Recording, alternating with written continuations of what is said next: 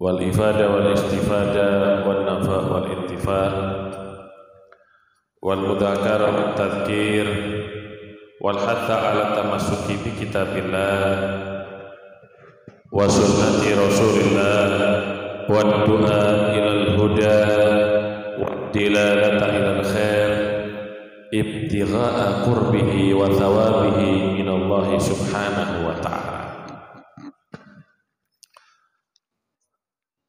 قال الإمام الحبيب أحمد بن زين الحبشي في كتابه الرسالة الجامعة إلى قوله خلق السماوات والأرض وخلق الموت والحياة والطاعة والمعصية والصحة والسقم وجميع الكون وما فيه وخلق الخلق وأعمالهم وقدر أرزاقهم وآجالهم لا تزيد ولا تنقص ولا يحدث حادث إلا بقضائه وقدره وإرادته.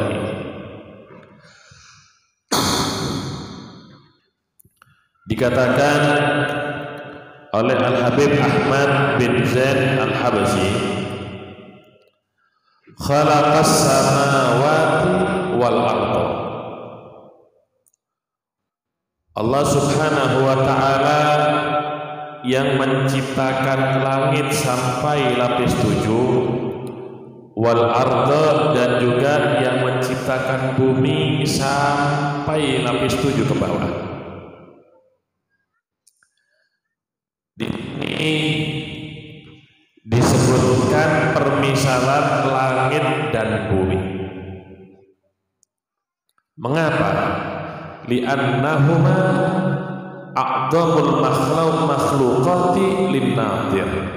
Karena langit dan bumi adalah makhluk yang besar di mata daripada manusia.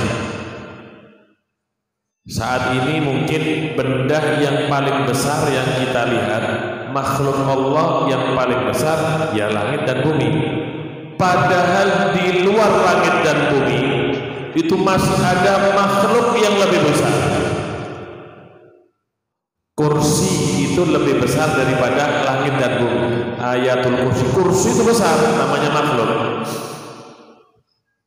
Jadi langit dan bumi ini kalau dibandingkan dengan kursi, ibaratnya kita meletakkan uang logam 7 biji, kemudian kita letakkan di kursi. Seperti itu langit dan bumi kalau dibandingkan dengan kursi. Ya apa itu besarnya? Jadi langit dan bumi seisinya ini kalau dibandingkan dengan kursi, seperti uang logam 7 biji diletakkan di kursi. Itu belum lagi arsy-nya Allah Ta'ala. Arsy-nya Allah itu lebih besar lagi.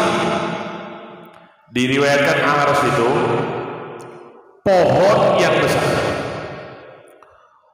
Untuk bisa mengelilingi daripada pohon tersebut perlu waktu 70.000 tahun lamanya. Sampean jalan dari sini ke Pasuruan, kuat gak? Jalan dari sini kemana? Ke Surabaya?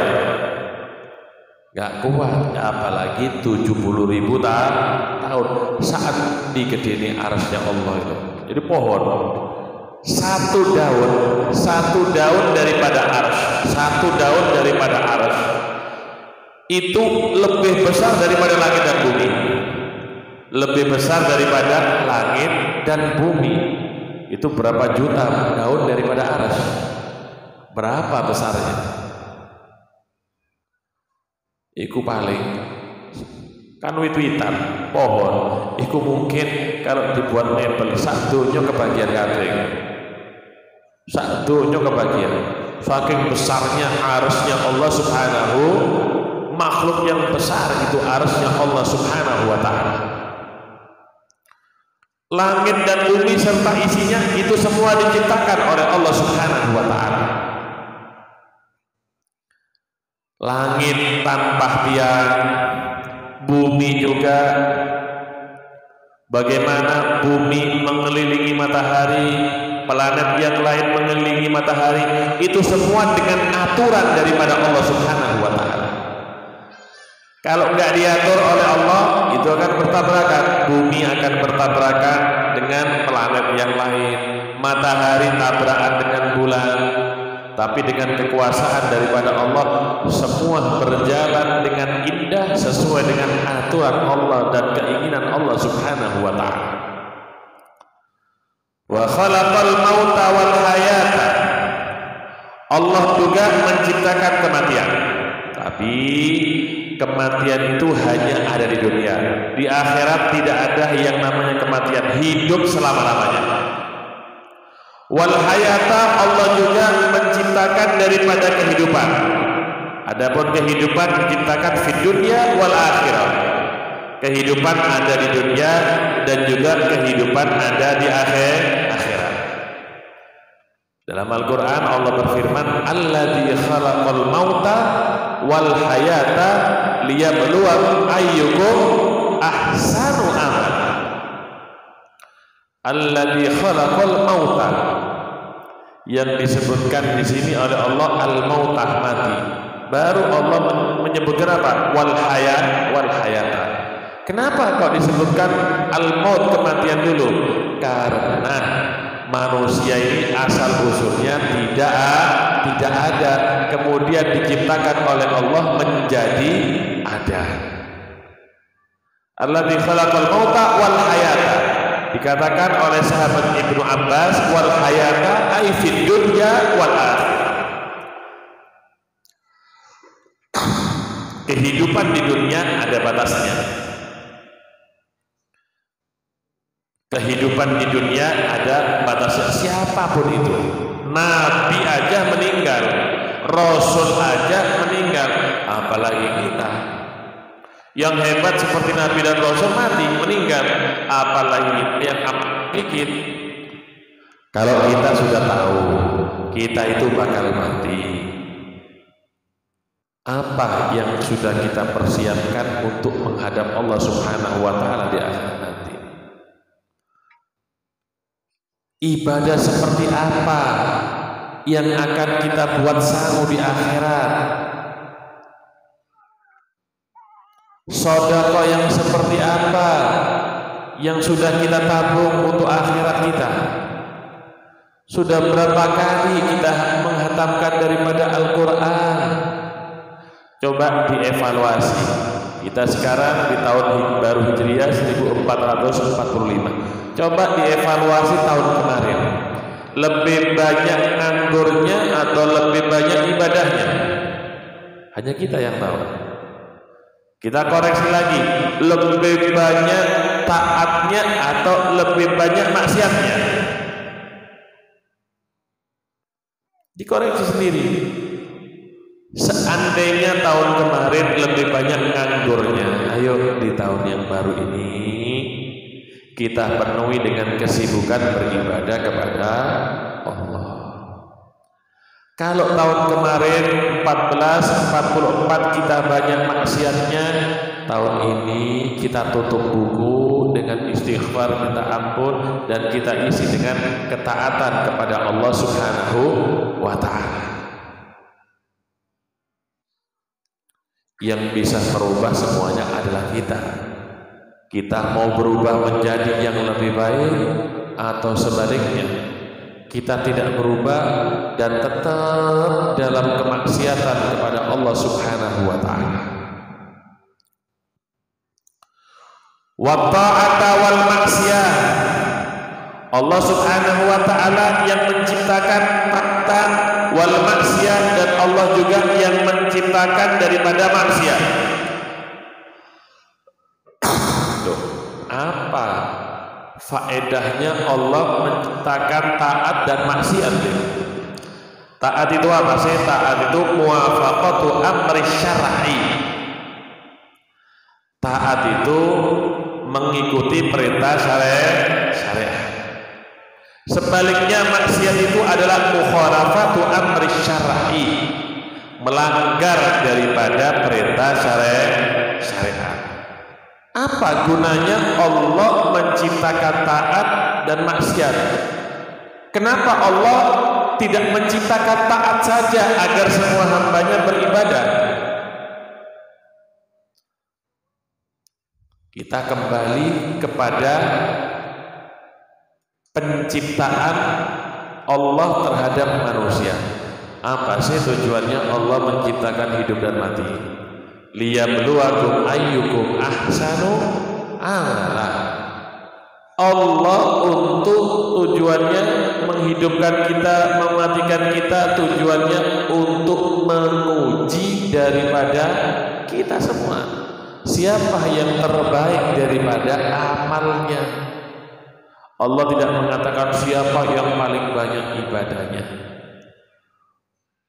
Hidup dan kematian kita ini diciptakan oleh Allah bukan untuk melihat siapa yang terkaya daripada kita. Allah tidak ingin melihat siapa yang badannya paling kuat, siapa yang tanahnya paling kuat, paling luas. Tapi liyabluwakum ayyukum ahsan, siapa yang terbaik beramal.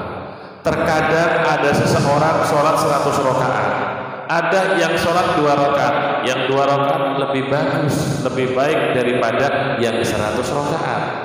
Mungkin yang 100 rakaat tidak ada khusyuknya, mungkin yang 100 rakaat tidak ada tadabbur dalam membaca Al-Quran. Yang 2 rakaat dia khusyuk, dia tadabbur ketika membaca Al-Qurannya, jadi lebih baik pada yang 100 rakaat. Tujuannya adanya taat dan maksiat diciptakan oleh Allah. Ini Allah ingin menguji daripada hambanya. Siapa daripada hambaku ini yang ahli taat, siapa hambaku ini yang ahli maksiat? Allah ingin tahu. Seandainya Allah menciptakan taat saja dan tidak menciptakan maksiat, berarti Allah tidak perlu menciptakan neraka. Adanya surga dan neraka itu balasan bagi perbuatan hamba ketika di dunia. Mereka yang taat, balasannya adalah surga. Mudah-mudahan kita, keluarga kita, khususnya yang hadir malam hari ini, dimasukkan surga semuanya. Dan mereka yang melanggar perintahnya Allah ketika hidup di dunia, maka neraka tempatnya dia di akhirat nanti. Jadi tujuan diciptakan di sini oleh Allah ingin tahu siapa daripada hambanya yang terbaik, yang mengikuti perintahnya dan mengikuti perintah nabinya Nabi Muhammad sallallahu alaihi wasallam. Wasihata wasaqoma atau bidomin fasukun wasukma. Allah juga yang menciptakan sehat dan yang menciptakan daripada sakit. Sehat itu dari Allah, sakit itu juga dari Allah subhanahu wa ta'ala. Seandainya Allah subhanahu wa ta'ala menciptakan sehat, Anda semua pasti tidak akan mengetahui kadar nilai daripada nikmat sehat. Kapan sih seseorang itu mengetahui kadar daripada kesehatan? Ketika dia sakit. Ketika dia sakit, dia tahu bahwasannya sehat itu mahal. Kesehatan itu mahal. Kalau semuanya diciptakan sakit, tidak ada yang sehat, semuanya pasti akan ngerosulullah. Apa? Protes kepada Allah subhanahu wa ta'ala. Diciptakan di sini apa? Ada yang sehat, ada yang diciptakan sakit oleh Allah subhanahu wa ta'ala. Ini semuanya sesuai dengan kehendak daripada Allah subhanahu wa ta'ala. Ada juga yang diciptakan kaya, ada juga yang diciptakan miskin. Tujuannya ada yang sakit. Itu pertama, kalau orang diberi sakit, itu dilebur dosanya oleh Allah. Orang yang sakit, dia sabar, dia akan dilebur dosanya oleh Allah Subhanahu wa taala. Allah memberikan sakit kepada kita itu bukan benci, tapi Allah sayang kepada kita untuk melebur daripada dosa kita, sehingga setelah kita mati di akhirat kita sudah tidak punya dosa kepada Allah Ta'ala. Dalam hadis baginda Rasul sallallahu alaihi wasallam bersabda, la yazalul bala'u bil abdil mu'min fi malihi wa waladihi wa walidihi hatta yalqallaha wa ma alaihi min khati'ah. Masih saja Allah Subhanahu wa taala memberikan ujian kepada hambanya. Terkadang ujian itu kepada dirinya dikasih sakit, dirinya dikasih musibah. Makanya kalau doa itu minta dijauhkan daripada musibah. Jangan ya Allah berikan kesabaran atas musibah, nanti dikasih musibah. Jadi minta dihindarkan daripada musibah dan juga meminta kesabaran dalam menghadapi setiap urusan apapun itu. Siapa yang tidak mendapatkan ujian? Semua daripada manusia mendapatkan ujian. Kenapa? Li'anna dunya darul imtihan. Karena dunia ini tempat ujian, kata baginda Nabi besar Muhammad sallallahu alaihi wasallam. Kalau sudah dunia dikatakan tempatnya ujian, tidak ada satupun daripada manusia yang luput daripada ujian. Semuanya mendapatkan ujian, tapi mudah-mudahan kita tidak diuji dengan ujian yang berat oleh Allah Subhanahu wa taala. Allah menciptakan manusia ada beberapa macam. Ada manusia yang diciptakan kaya.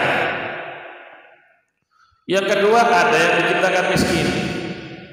Ada yang diciptakan yang ketiga sehat, ada yang keempat sakit. Itu semuanya ada hikmahnya dan hanya Allah yang tahu.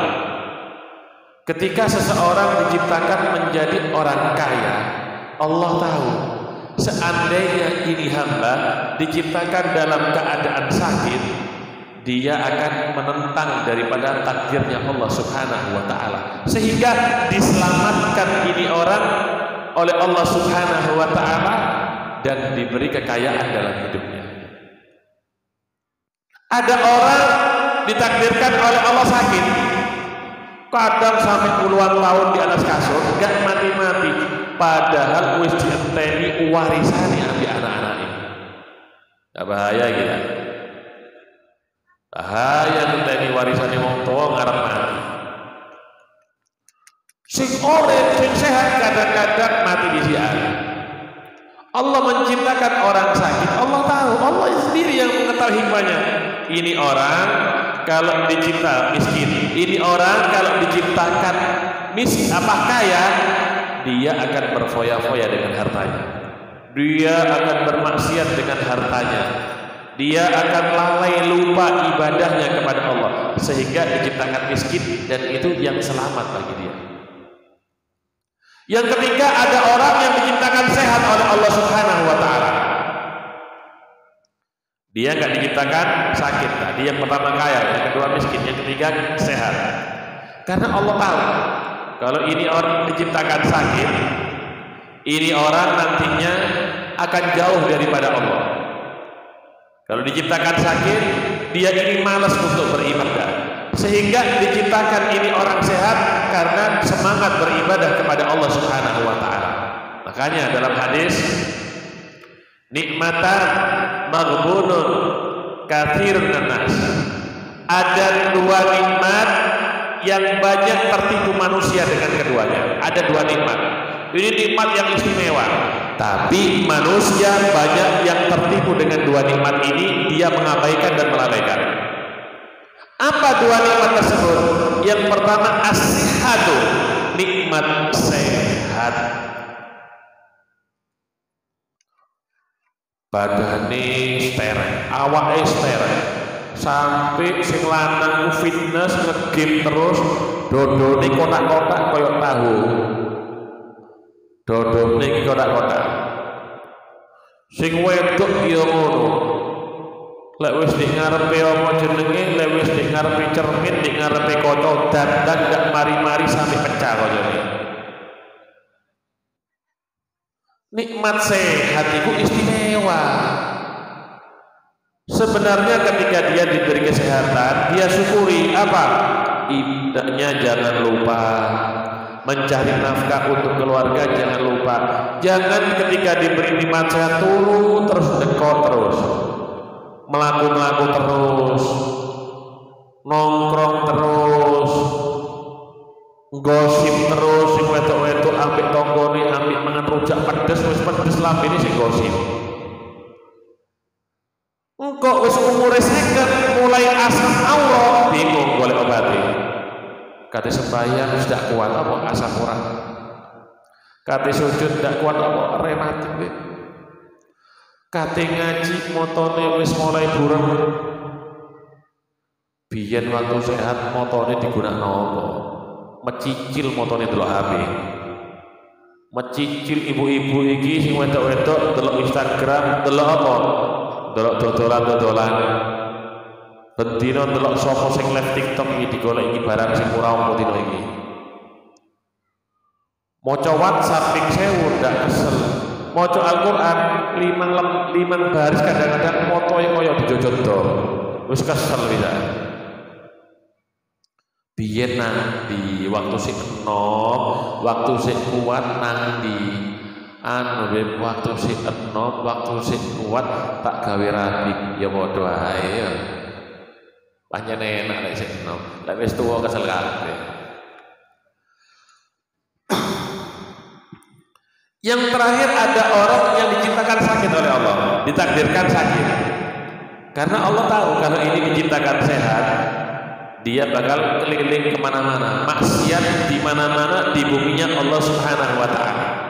Jadi Allah mentakdirkan seseorang sehat, mentakdirkan sakit, itu semuanya terdapat hikmah yang besar yang agung dari Allah Subhanahu wa Ta'ala. Makanya dikatakan oleh pujangga, sebaik-baik manusia adalah manusia yang berdamai dengan takdirnya. Itu sebaik-baiknya manusia. Kita ini manusia setiap hari yang berjalan di atasnya berjalan dalam area takdir, lingkaran takdir. Kita nggak bisa keluar dari lingkaran tersebut karena kita manusia hamba yang menerima takdir dan Allah yang menentukan kita. Nikmati aja dengan nikmat apapun yang ditakdirkan untuk kita.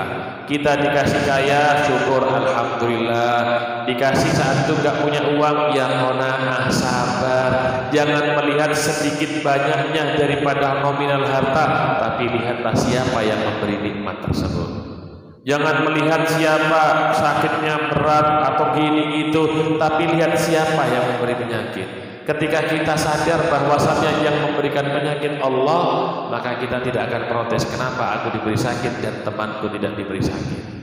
Ketika kita sadar bahwasannya Allah yang mengatur di alam semesta ini, kita semua semakin mendekat kepada Allah, semakin tahu bahwasannya kita di dunia ini hanya sebatas hamba yang tidak memiliki kemampuan, karena semuanya berasal dari Allah Subhanahu wa Ta'ala.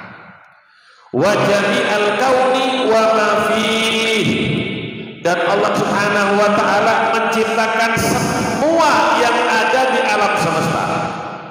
Yang kita lihat saat ini pepohonan, yang kita lihat saat ini tanah, yang kita lihat saat ini rumah, ini semua langit yang terlihat oleh mata, ini semua ciptaan daripada Allah. Bahkan yang tidak takapun daripada barang-barang tambang, daripada tambang-tambang emas, minyak bumi, nikel, semuanya itu juga ciptaan Allah. Yang ada di langit pun para malaikat Allah itu tinggal di langit. Tidak ada sejengkal tempat di langit kecuali ada malaikat yang ruku, malaikat yang sujud. Itu semua ciptaan Allah. Bahkan yang ada di angkasa sana, daripada planet, daripada bintang-bintang, daripada asteroid, benda langit, daripada galaksi-galaksi, semuanya itu ciptaan daripada Allah Subhanahu wa taala, dan tidak mampu makhluk untuk menciptakan sebagaimana yang Allah Subhanahu wa taala ciptakan. Semuanya yang ada di dunia diciptakan oleh Allah. Wa khalaqal khalqa wa a'malahum. Allah itu selain menciptakan makhluk, Allah juga menciptakan daripada amal-amalnya makhluk ketika di dunia. Wallahu khalaqakum wa ma ta'malun, dalam surat As-Saffat ayat 96. Dan Allah Subhanahu wa taala yang menciptakan kalian semua dan apa yang dilakukan oleh kalian.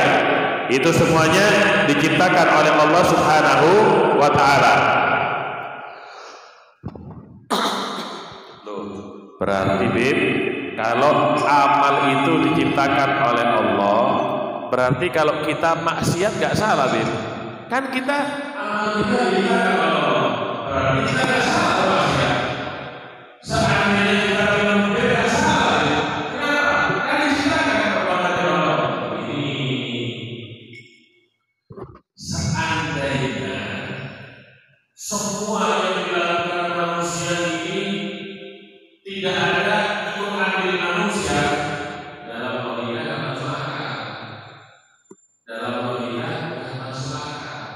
Orang manusia ditakdirkan sesuai dengan kehendak Allah, tiba-tiba dia ini masuk akal. Ini Dr. Muhammad Said Al-Budi itu punya satu kata istimewa. Al-insanu saja al-khayr. Manusia itu apakah saja tunduk dengan perintah Allah, tidak punya pilihan sama sekali, atau manusia itu bebas punya pilihan, tidak tunduk dengan takdir Allah.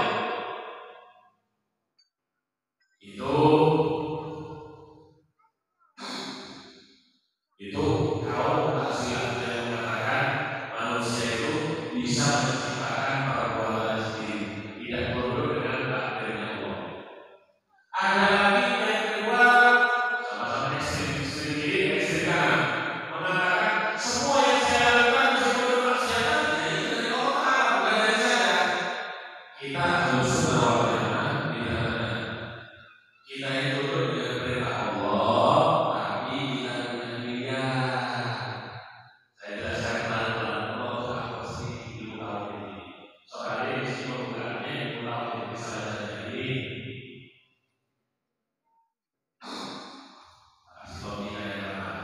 Seandainya ada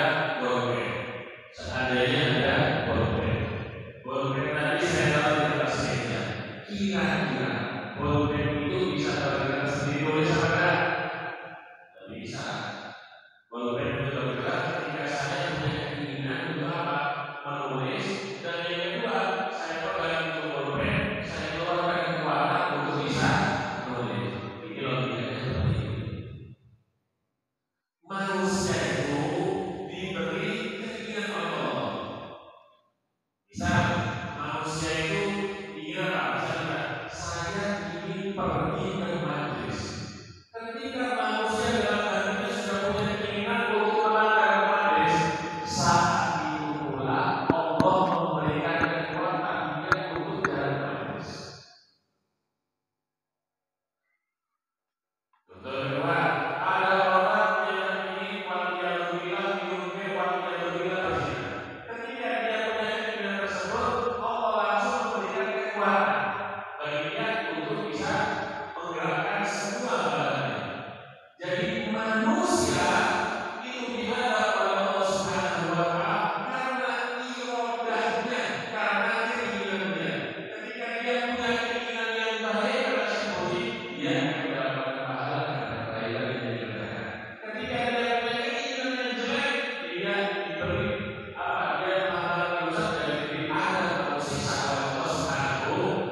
Ini harus sunnah dari masyarakat. Kalau manusia tidak punya andil sama sekali dalam perbuatannya, tiba-tiba dia masuk ke neraka.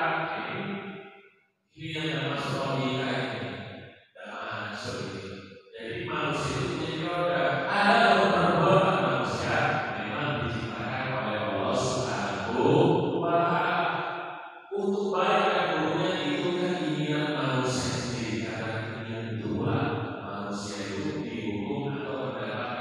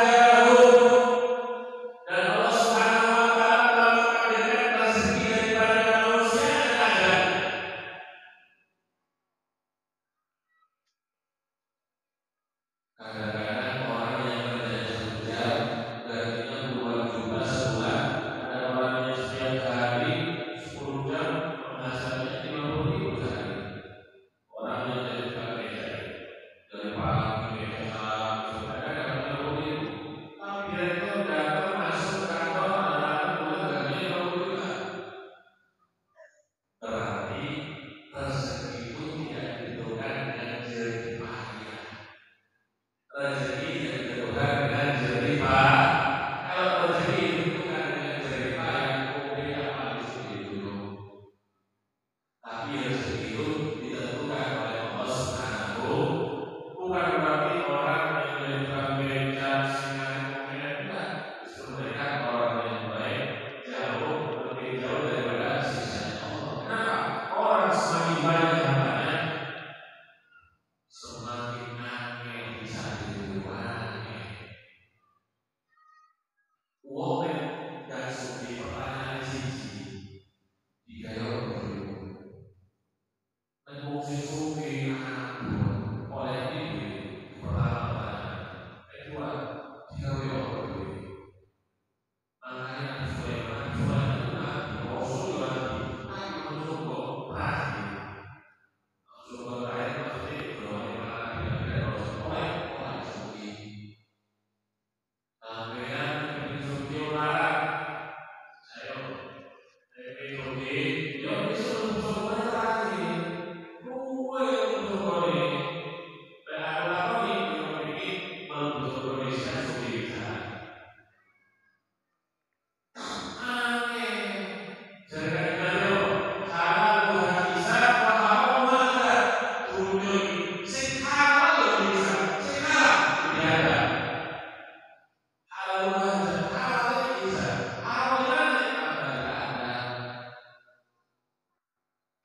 Masih sampai ilmu fitness olahraga, sampai ilmu fitness olahraga, sehatnya, sehat sampai kita mampu itu udah ya. Sapi sebelum anak-anak sore kabel, kadang-kadang olahraga jadi sehat kalau udah hubungan kesehatan kalau urusannya kok bisa diri merah itu